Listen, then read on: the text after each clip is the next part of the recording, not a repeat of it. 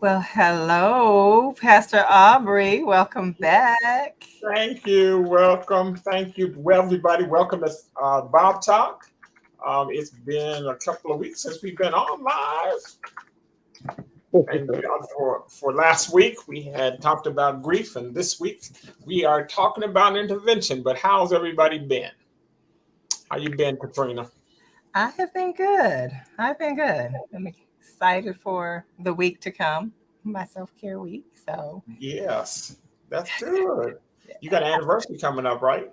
yes. So next Tuesday the second, next Monday. I think it might be next Monday. Next Monday is the second. We have our 25th anniversary. Yes. Yay. So we're gonna be in Hawaii. We're gonna renew our vows, and it's kind of That's good. That's wonderful. We, of course, Linda and our birthday's coming up next this week, and so I'll be 62, and God is good. yes. It's been, I think, the year of my most challenging health challenges, but I'm grateful that God is sustaining me. I said on Sunday, He's given me grace to be able to get through this, and so I'm grateful for that. Well, I think people will be shocked, or probably shocked to find out that your actual age is 62 because you don't look it. You absolutely don't look it. You got a few grays, but there's no wrinkles. So you're not letting all of us church folks stress you out too much. No, not too much. I'm stressing myself out. Listen, so today we're talking about dealing with family conflict and talking about intervention, and we have a special guest, one of our favorite members, one of our favorite our followers as well. She's now on Bob Talk. She's normally watching Bob Talk, so we're so grateful to have Sister Carolyn Jones. Welcome to Bob Talk. Yes. Thank you. Honored to be here. Honored to be here. This Yes. topic, this topic we're talking about today is dealing with intervention. And one of the things that I think we want to not kick off with is identifying that intervention is a process, not just a. It's not a process. It's a process, not a singular event. So as we talk about this intervention is a process, not just a singular event.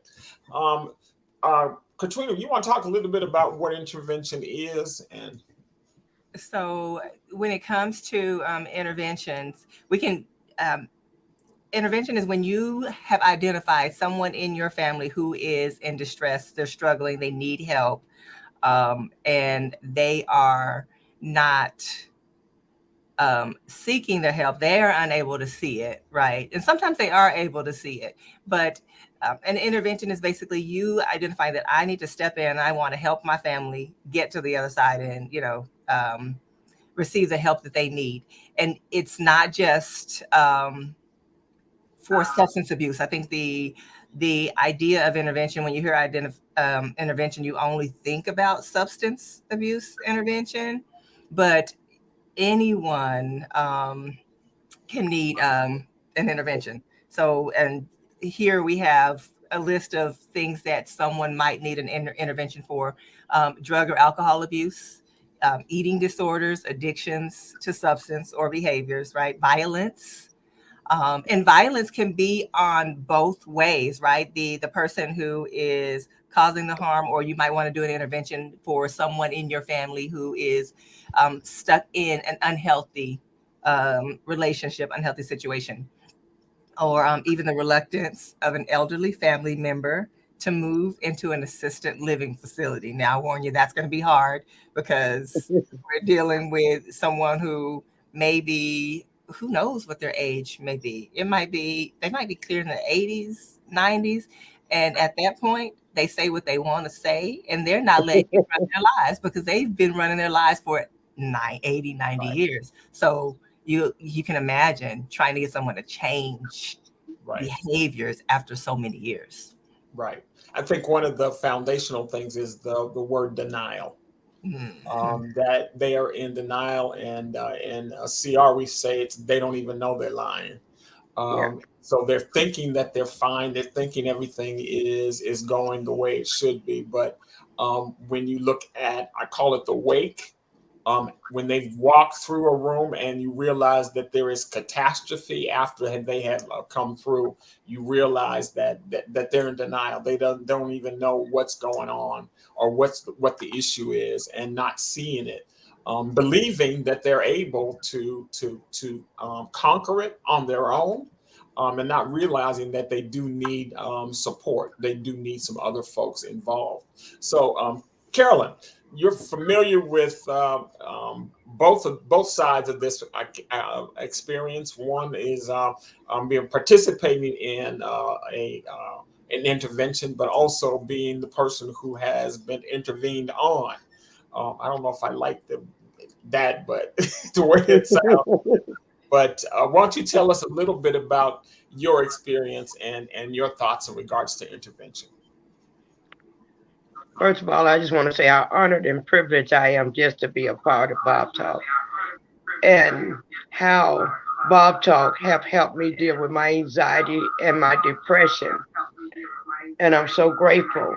And the intervention that was done on me, even though people had seen me relapse on the drugs after being clean of drugs for 13 years, those that the ones that did the intervention on me, they were able to see past my addiction, and I was screaming in the top of my voice, I don't have a drug problem. My problem is I'm having an emotional breakdown. I'm going through all these dark spirits and these dark ways and these dark things that is attacking me, but nobody could see past the addiction because I am dual diagnosed. That means I have a drug problem and I have emotional mental problems.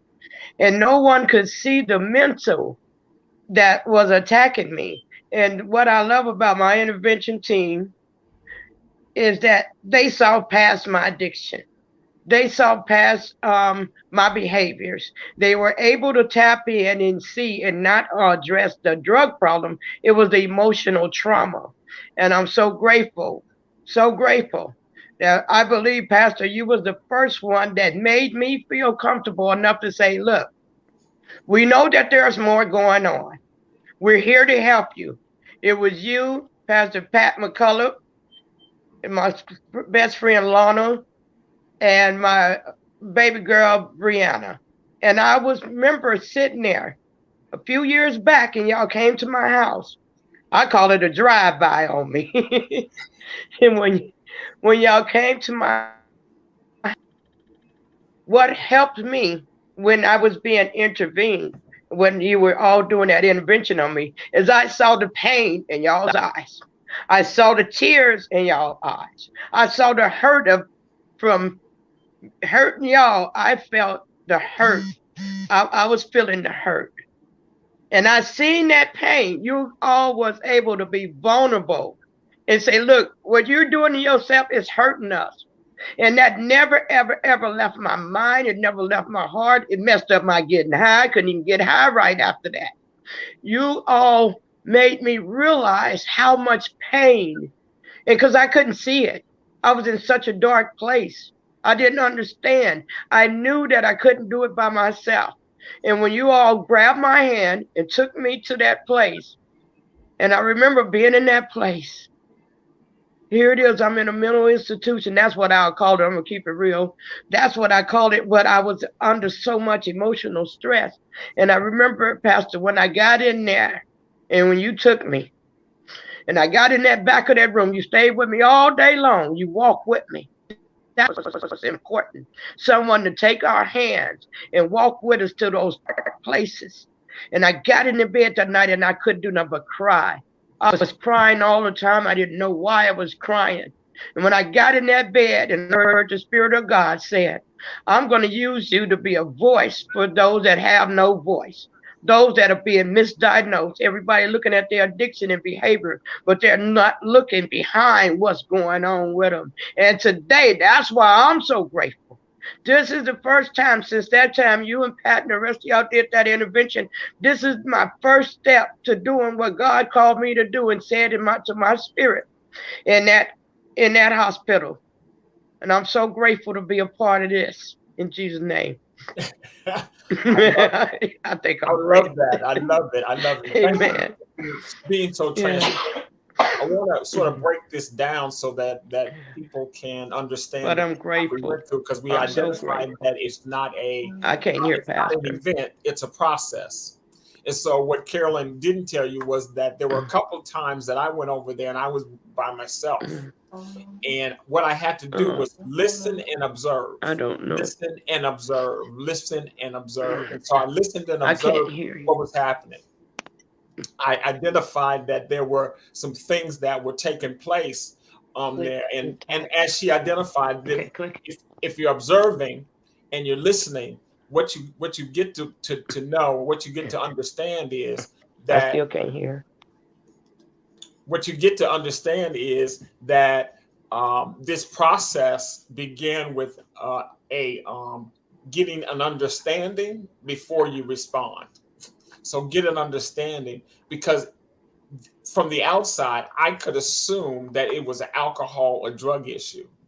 And that was the primary thing I was thinking. That's one of the things. Okay. But I had to get to a point where I could understand what was happening, what was going on. And so as I think about that process, I think about it, that time that we came. Then we got together. I got together with her friends, and we got together with the Mhm. other pastor, and we began to identify what I is it understand. that we're going to do. What is it that we need to do? And so we got together, set the time, and we showed up at Sister Carolyn's house. Mm. Um, and in that, we identified, first of all, the one of the steps is get help. When you're going to go into intervention, realize that there's a team, there's a support team, and working together with them. When you identify that we form our team, then we make a plan. And the plan was, okay, we're going to go in here. What are the resources that are available before we confront? What are the things that are available? What are the places that they can go? What is it that they want to do? What is it that individual? And that's one of the things that Carolyn did for us, was help us to understand what that was. Um, um, Katrina, you have anything you add to that? Um, I think it's interesting what she said when she talked about it. And I think it's always important to put an emphasis on the fact that there was an underlying trauma, right?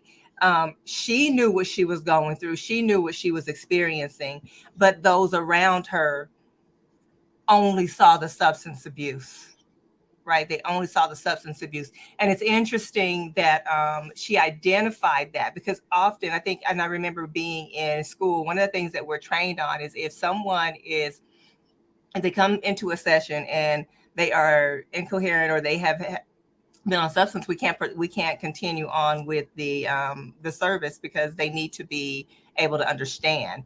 And so people aren't necessarily trained to go deep dive in and do the deep work of uncovering why there is a substance abuse, right? Why the substance is an issue. And I think Carolyn is so transparent in sharing with the world, I think sharing with us that she went through some trauma. And so her substance was a mask or a numbing tool, right, to help. But because she had been in that space so long, she needed you guys to come in and help bring clarity to what she needed, because she was unable to get it. She had the noise. I think the noise was so long, so loud, and she identified that she was screaming, but nobody heard her. Her the behaviors, and we've talked about behaviors before on here. The behaviors were her cry, which is another, can definitely be another sign that your family member, your loved one is in need of an intervention. So I just wanted to point that out, because I think that is probably the most crucial part of her story, and understanding she was crying underneath. But the truth of the matter is nobody could hear her because they were just looking at what they saw and what it looked like to them, their perception. Would you say that most um, substance and other kinds of behaviors are a mask for something else. They're sort of a self-fixing or self-medicate kind of thing when you've dealt with kind of trauma. And that's the word you said it. It's self. We have a tendency to self medicate, right? We find things that help us to numb the pain, not focus on the pain. It's avoidance, right? To avoid dealing with what is underneath, what the actual issue is. Like you can have individuals, and I think I shared with you guys when we first started talking about this, like my father, you can have individuals who are, when you start talking about a situation and they become triggered, they start to see and hear those events in their mind. They're played back. And in the only way to stop the noise, and I can let, and I would definitely like Carolyn to share her experience with this, but the only way to stop the noise sometimes is to go and numb it with whatever my medication of choice is. So Yes, I think when I was going through those dark places, and I felt misunderstood, and I felt like I had grieved, and I was going through grieving. I was going through undealt with trauma, undealt with shame, guilt, and the only way that I could make those voices be quiet is if I take a hit or if I took a drink. That was the way I dealt with my trauma, you know. And that was the way I felt like I could numb the pain, shut the voices up, because the voices was so loud. It wasn't like mental voices where you hearing stuff. It's my own. You're not good enough. You done messed up. You done fell down again. You know, you might as well give up. You know, you might as well just forget it. You'll never make it back. You was clean 13 years. And now here you is. You find yourself in a place after 13 years of walking with God, doing the best you know how, being the best you ever been. And you get to that point and you find yourself in a dark, dark place. And everybody is saying, "Oh, go, Carolyn, looking real good, got it going on. You're speaking all over the place and you're doing all these things." But inside, I was dying. I was dying. And it seemed like if to some people where I come from, you made it to the top. But the truth of it is, I was at the bottom. I was at the bottom. I came to the end of myself. And drugs no longer even work. I was smoking drugs and I couldn't get high. I was drinking and couldn't get drunk. I was doing everything and it stopped working. It quit on me. So now if I do it, it's just by choice. Because of being, Bob Talk has been the calipers. Bob Talk has been where I could deal with my emotional trauma, my pain, all of the struggles. And then, Katrina, one of the things I love about you is because I remember you and Brenda. Y'all gave me that extended care.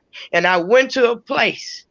And I went to that place, and that was a nice place. You know, I thought I had it going on up in there because that's where, you know, you got to have something to be in that place. But when y'all send me to that place, and Pat, my friend Pat, Brianna, Lorna, Pastor, y'all came and visited me.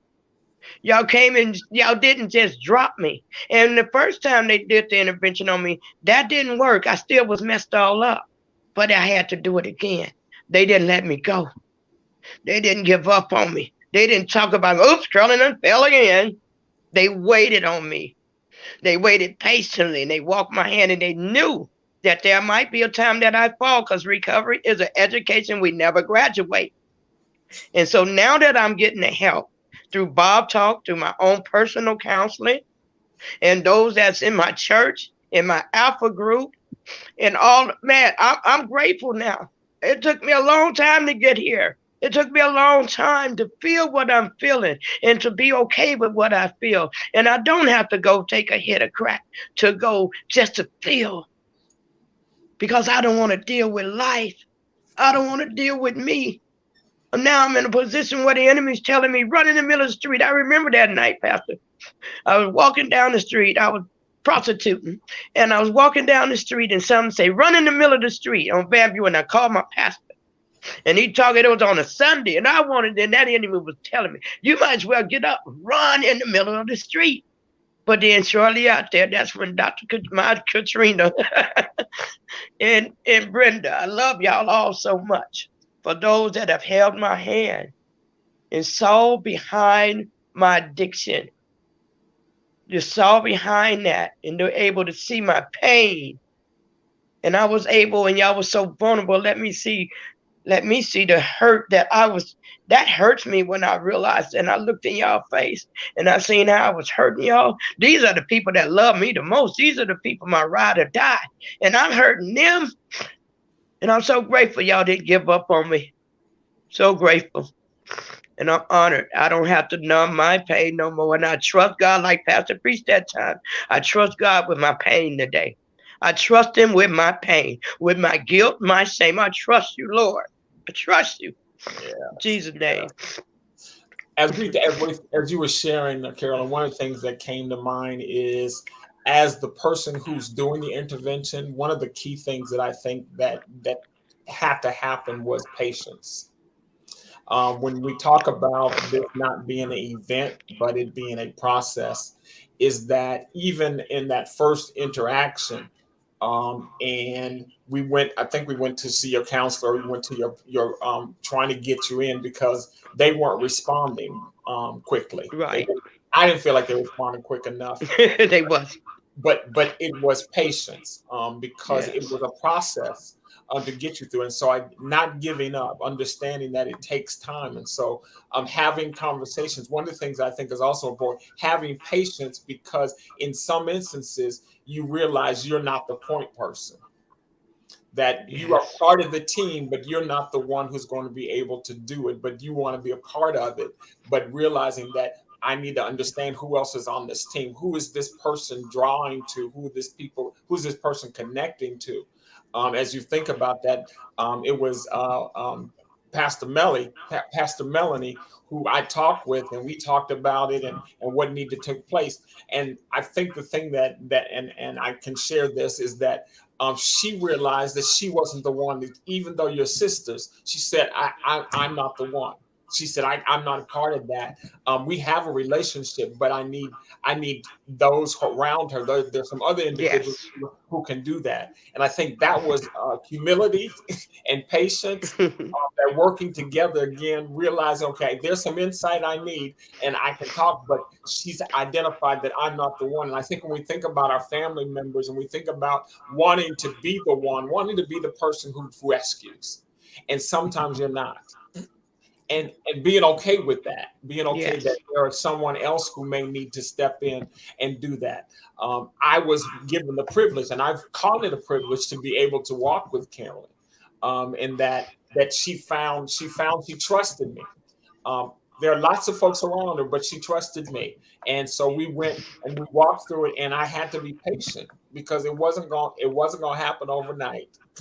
But I'm so grateful that for those of you who are struggling with family members, you may not be the one.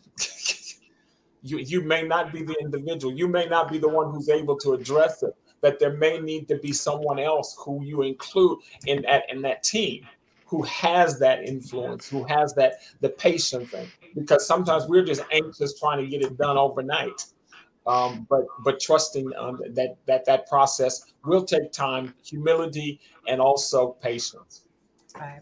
And understanding that she mentioned one me. Of the things too that helped me out a lot is that with Melanie is just that person. She have walked with me through my addiction. She have understood. She didn't understand. She did research. She did everything. But she know that you are the one that have what I needed at the time. And I honor and respect her. And that's one thing she always say is no matter what, Pastor Aubrey got my family. He look out for my mama, my sisters, my brother. He look out for my family. And she know what our relationship with me and you, with my relationship with my lady Linda and with you, she know. And I'm grateful. I'm so excited right now. I feel like running around this house, but I'm trying to act cool right now because I'm on Bob Talk. And she mentioned me as a part of the team. I identify the resources. Pastor Aubrey reached out to me, and I reached out to my clinical supervisor at the time, and I Yes, you presented did. the what we were experiencing and what we needed, and she took the next step and did everything that we needed to do to get Carolyn where she needed to be. So it was really just it's really just about reaching out to the right people, right? And using your resources. So when we give resources, Mm, those resources are important, they're valuable. You never know when you might need them. And I was just a connection to a resource, yes. right? And I mean, I use the word just, and I don't want to use the word just because it was a, when you have that resource, know that you play an important role to the people in your life that you can help. So if when you Yes. do your part, you're making a big difference. Yeah. You're making it. And so I think that's important for us all to remember Yes. as you're trying to walk through this journey with your loved ones. Yeah. And one of the things that comes to mind also is I remember the when I walked her through the facility, Carolyn had called me, and I knew when she called me that this was an important call, and she said, "I'm ready." And I Yes. immediately went, picked her up.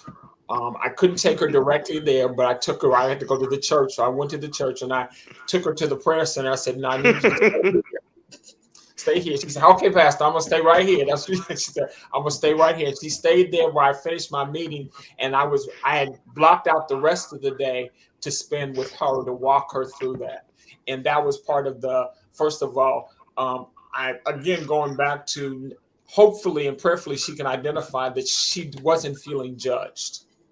No. I'm familiar, I am acquainted with what it means to recover, what it means to come through. And many of us who have gone through recovery, and when I say recovery, maybe not to the extent of having crack or cocaine, but having a recovering from something. I remember sharing with a young lady who had experienced, she was in an affair, an adulterous affair, and she was saying, she said, "I don't want to be in this. I don't want." I said, "Listen, I understand what it means because you're in love with this person. That's where you got these emotions. But in order to get out of it, you're going to have to cut it off." And I realize you're not going to be able to just say, "Stop answering phones." Because how many of us have said, "I'm not going to talk to them no more. I'm through. I'm not hanging up." And then you find yourself picking up the phone, texting, whatever the case is, because it's difficult, that process. And I realize it takes a process to disconnect from heart issues, to disconnect from things, even trauma that it's like, can't you just forget about it? No. I tried that, No.